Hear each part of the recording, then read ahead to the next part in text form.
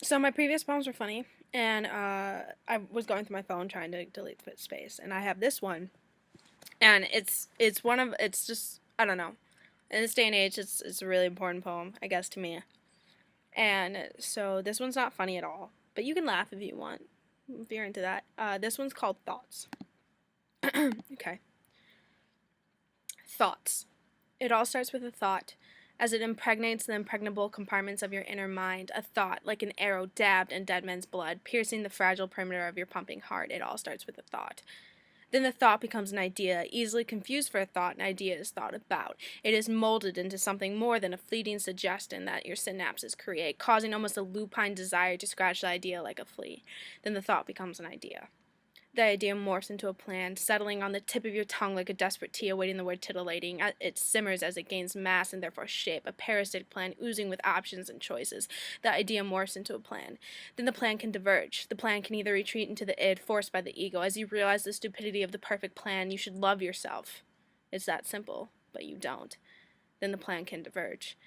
You take the other path, the path of destruction and harm, because you'd rather destroy what you are than attempt what you can be. You can be beautiful, wanted, admired, chosen, instead of the bulky, stout, fat, tired woman you've turned out to be.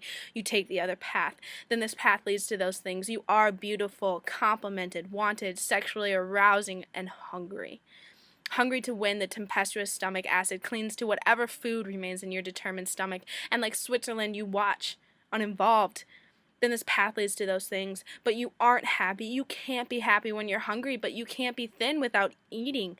So you decide to tough it out, even though your hair is cascading to the floor in the shower and your mom is hurt that you don't like her cooking, but you aren't happy. Thoughts are a dangerous thing. You think this to yourself as you watch the IV enter your vein, just like the thought entered into your mind, and you wish the sound of the drip could drown out the sound of your friend's tears, because everyone there knows that 88 pounds isn't enough to support your future, nevertheless the organs. Thoughts are a dangerous thing. You would kill to have a thought, but you can't because you did your job so well that there isn't even fat around your brain, and as you gasp your last breath, you question if it was worth it, and you decide that maybe it was. Because now when they put you in a coffin, no one breaks a sweat, which is good because their tears had claimed their faces anyway, so you would kill to have a thought. But because of that thought, you can't have anymore, and finally you are at peace, and you pray to God that your little sister eats all the food that you didn't because she is beautiful, wanted, complimented, just like you were, but you were deaf, dumb, and blind to it. Just because of that thought, you can't have anymore. Yeah, so that was that one. I don't know why I wrote that, but I did. Yeah. All right. Goodbye.